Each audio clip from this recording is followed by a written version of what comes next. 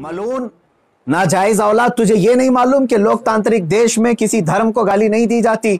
जब तू देश के सारे संविधान का उल्लंघन करके जहर उगल सकता है, प्रेस क्लब ऑफ इंडिया में तुझे परमिशन दी जा सकती है, तो इस मुबाहिले की परमिशन क्यों नहीं मिलती?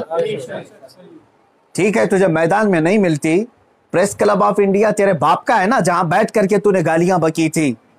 मैं आज फिर से कहता हूं मुसलमानों, जरा बराबर भी अपने दिल में हल्कापन महसूस नहीं करना।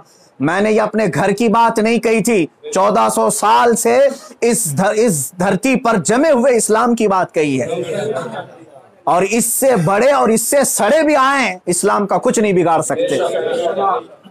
मेरे आका सल्लल्लाहु ताला अलैहि वसल्लम की जात पर अगर थूकता है तो ये सूरज पर थूकने के मानिंद है। इसका मुंह अभी चंद दिन बाद देखना इतना काला हो जाएगा कि इसके खुद चेले इससे नफरत करेंगे।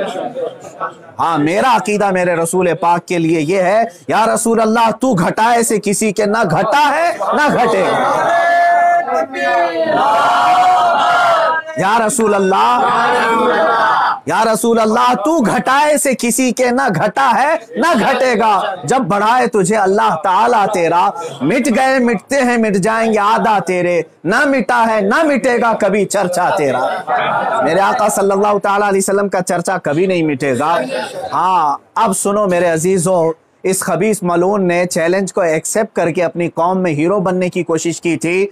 मैं फिर से कहता हूं, जिंदगी गुजर जाएगी, इसका पेशाब निकल जाएगा, मुबाहिले के लिए नहीं आ सकता। मुबाहिला बहुत दूर की बात है, मुबाहिला बहुत दूर की बात है। मैं गवर्नमेंट से भी कहता हूं, प्रशासन से भी कहता हूं, यह बार बार भौंक रहा है और कह रहा है कि मुझे इस्लाम की सच्चाई बताना है, मुझे कुरान की सच्चाई बताना है। इसको एक बार बताने का मौका दे दिया जाए, इसको एक बार मौका दे दो हमारे सामने कि ये इस्लाम की सच्चाई बता दे।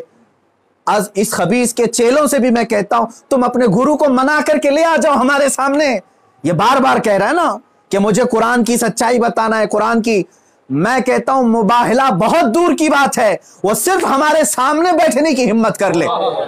जिस दिन वो सामने बैठे और इस्लाम की सच्चाई बताने की बात करता है, कसम रब्बे जुल जलाल की, कसम रब्बे जुल जलाल की, जितनी बातें उसने मेरे नबी की शान में कही हैं, एक बात वो साबित कर दे, उसी दिन मैं अपनी गर्दन दे करके आ जाऊंगा इंशाअल्लाह।